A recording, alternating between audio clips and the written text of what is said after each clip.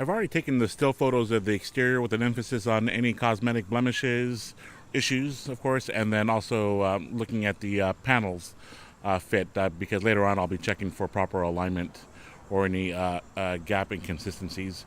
I'm standing about 6, 7 feet away now. This is the way the vehicle presents itself. Really a clean looking car. So let's go ahead and move on in. I always start off with the front bumper area, checking for the obvious scratches or scuffs, and I like to bump it as well to see if they are nicely secured. Also, take a look at the headlight lenses to check for cloudiness, especially with these plastic covers. So I'm not seeing nothing really jumping out at me here. Grille nicely secured. Okay. Bumper seems to be on there nice. Same with the left headlamp cover. Looks like it's on there. And I don't see any obvious cloudiness. Here I think this is just a stain right here. I just tried rubbing that out.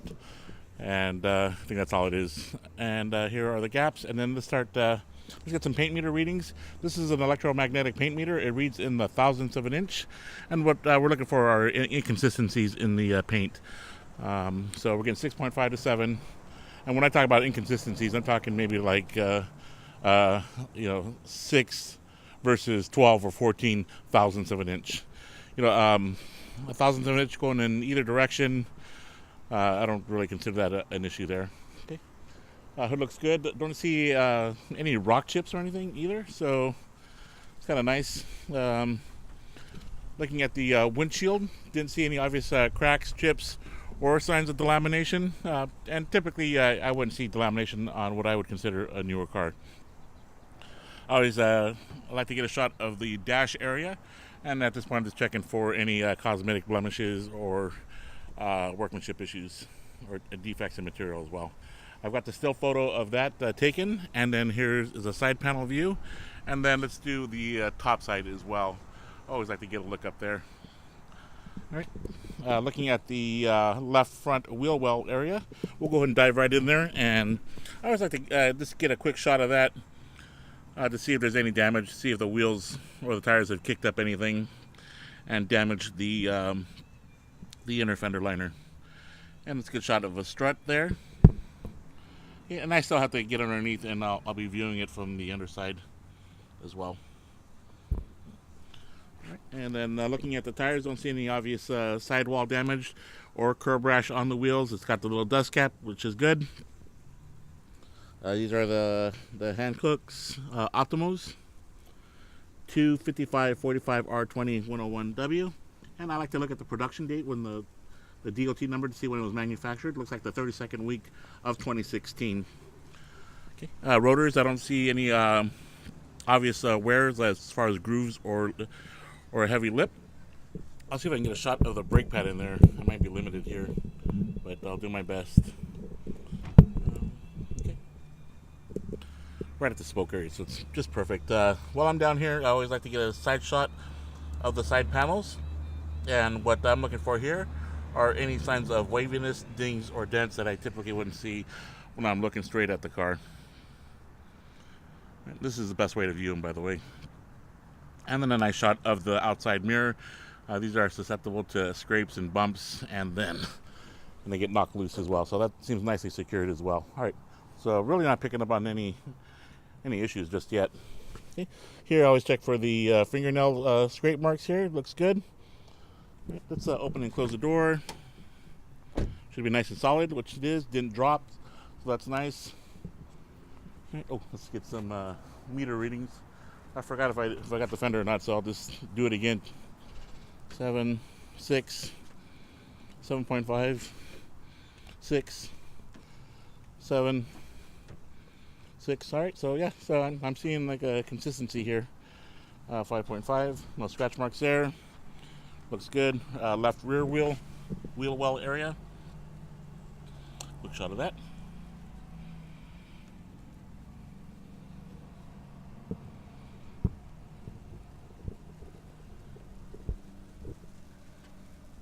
Okay.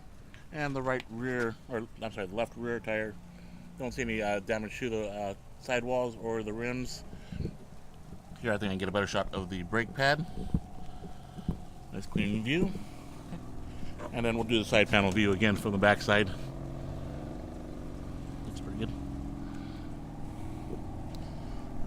looking at the rear area here, and I always notice a little bit of yellowing or discoloration between the bumper covers and the body. I don't know if it's because of the different material or it's been repainted, but I've got no way of doing the paint meter measurement on that.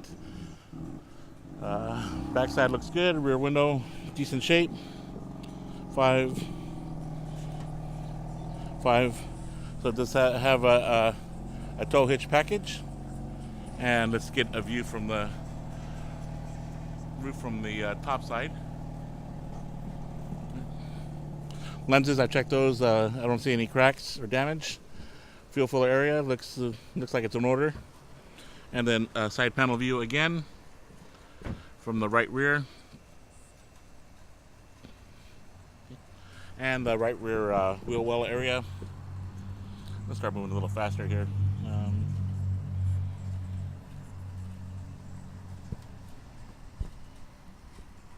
All right. Tires, don't see any obvious damage. Rims, just a little cosmetic, maybe from the tire being used. Oh, there we go. That cleaned up already. So good. Nothing there. Rotor looks good. Pad. Let's see if we can get a shot of that somehow. Where's it at? There it is. All right. No scratches here. Everything looking good. Oh, I did take still photos of the rear paneling here. You can see where it is cracked. Right there. You can barely notice it, but it's there. And then on the left side, it's got it as well, but not as obvious as the right side. Right, and another view from the top while I'm here. Okay. The glass all looks in good shape as well. Let's see, 6.5, 6.5. So great readings. 5.5, 6.5. Outside mirror looks good. Side panel view. And let's work our way down really quick. All right, and then the wheel well area.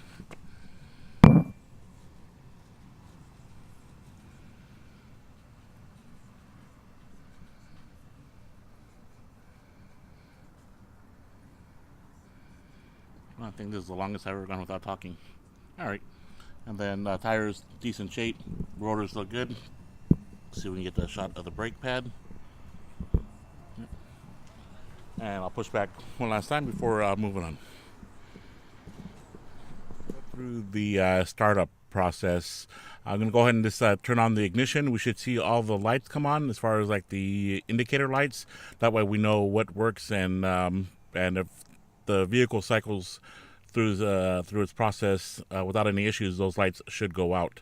And then we can experience how it starts, and then we're going to walk towards the front and the rear of the vehicle. So here we go. Here's the startup. So we got the mileage at 43,191, and then see all the lights there. And I'll have to review this later myself. Okay, and lights going out. The airbag light is on, and now it's gone out. Okay, let me close the door real quick. See if that warning will go away. All right.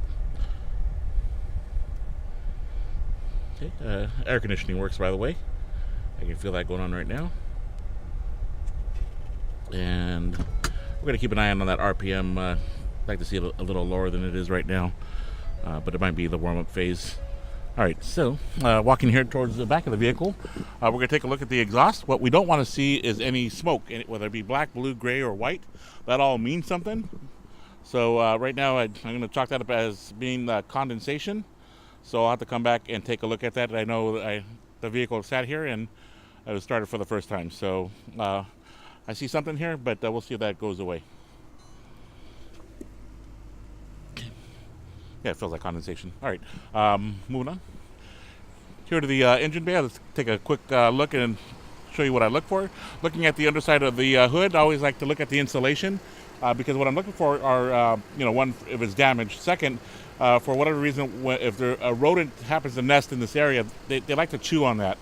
And so if I see that, then I know there's some little critters in there that I want to check all the hoses and wiring, at least everything that I can visibly see, right, to make sure there isn't any damage as a result of the rodents chewing away at it.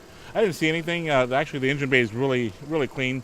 I think these guys did a nice job of reconditioning the car. It's been a trend lately where I go see cars at dealerships and they They only about wash the car and they do nothing else. So I can see some work's gone into this. I noticed the battery. It looks like it's been recently replaced. It's got a date of that's August 18. Brake fluid looked good. Everything looks good. Hoses are nice and soft. Checked all that.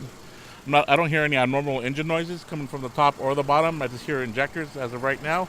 Engine oil looked decent, right? And I try to get in there as best as I can to look. I'm checking for front impact damage, and it looked pretty clean. Coolant here I checked already. I don't have to redo that. Properly filled. Didn't see any signs of cross contamination, and I don't see any oil leaks. I also removed the cover here so I can get a better look at the engine. The engine belt down there, I can't see it from the top end, so I won't be able to comment on it at this time. But when I get underneath, if there's no cover there, I'll try to get a shot of that. All right, the shocks support the weight of the hood, so that's good. And I'm going to go ahead and close it. And what I do at this point is I'm gonna let it idle for 15 or 20 minutes here while I'm still checking out the rest of the car.